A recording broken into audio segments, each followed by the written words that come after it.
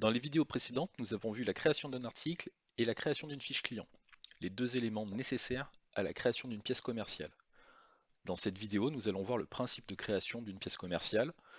Pour l'exemple, nous allons faire un devis, ce qui nous permettra par la suite d'aborder le sujet des transformations de pièces. La création d'une pièce commerciale, peu importe le titre de document, se déroule de la même façon. Pour créer un nouveau devis, il suffit de vous rendre sur le menu Liste de vos devis, puis de créer sur Nouveau. Vous accédez à l'interface de création. La première étape est de sélectionner un client. Vous allez pouvoir ici modifier l'adresse de facturation et de livraison, renseigner un type de règlement et une date de validité. Vous pouvez également saisir un objet. Pour constituer votre devis, deux boutons à disposition. Le bouton Ajouter un texte permet d'insérer une ligne de texte pour faire de la saisie libre ou du rappel de texte à partir de votre catalogue de texte créé dans les paramètres société. Et le bouton Ajouter un produit pour insérer des lignes produits. Pour insérer un produit sur votre document, deux possibilités. Vous pouvez dérouler la liste déroulante et accéder à votre catalogue. Sélectionnez ensuite votre article. L'article alimente automatiquement la ligne en fonction des caractéristiques par défaut de votre fiche article. Bien entendu, ces éléments sont modifiables en saisie et à la volée. Pour ajouter une nouvelle ligne article, cliquez sur le bouton Ajouter un produit. Vous pouvez également faire une recherche à partir de votre catalogue et faire une recherche texte.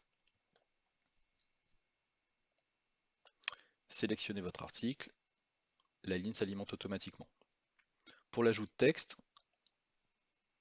qui vous permet de faire de la mise en forme, vous avez la possibilité d'insérer la ligne, de la repositionner, le choix entre trois tailles de police, titre, sous-titre, paragraphe. Ici, la saisie peut être libre, ou faire du rappel de texte à partir du catalogue produit. Une fois que votre devis est constitué, il ne vous reste plus qu'à le valider avec le bouton. Vous arrivez sur l'interface de consultation. Ici, nous avons différentes actions possibles et différents onglets que nous allons voir.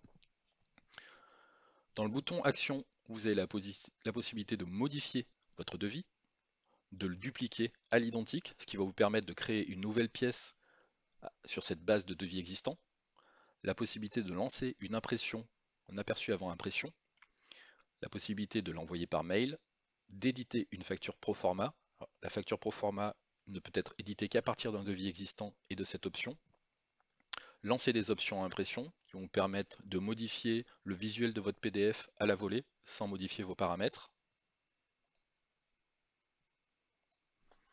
On va retrouver également une possibilité d'archivage ou de suppression. En accès rapide, vous avez la duplication, la modification, l'impression, l'envoi par mail et le menu de transformation qu'on abordera dans la vidéo suivante.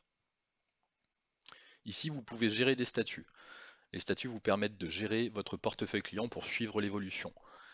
Ce changement de statut peut aussi s'opérer à partir de la liste des devis. Au niveau des onglets, nous retrouvons l'onglet Documents, qui nous affiche donc un résumé de notre saisie. L'onglet Dossier nous permet de consulter les documents qui sont liés entre eux par une transformation.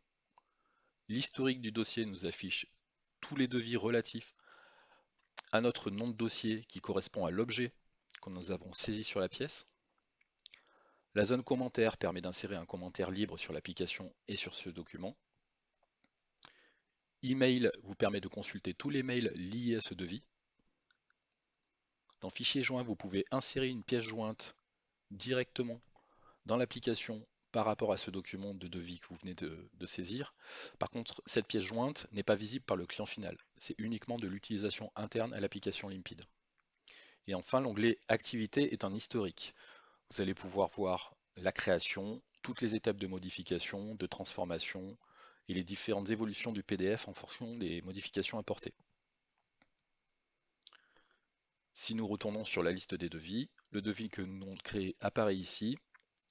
Comme indiqué, vous pouvez gérer un statut qui va vous permettre de notifier si le devis a été accepté par le client, s'il est à modifier, si c'est une transformation partielle, s'il a été refusé par le client. Le refus permet de sélectionner également une cause de refus.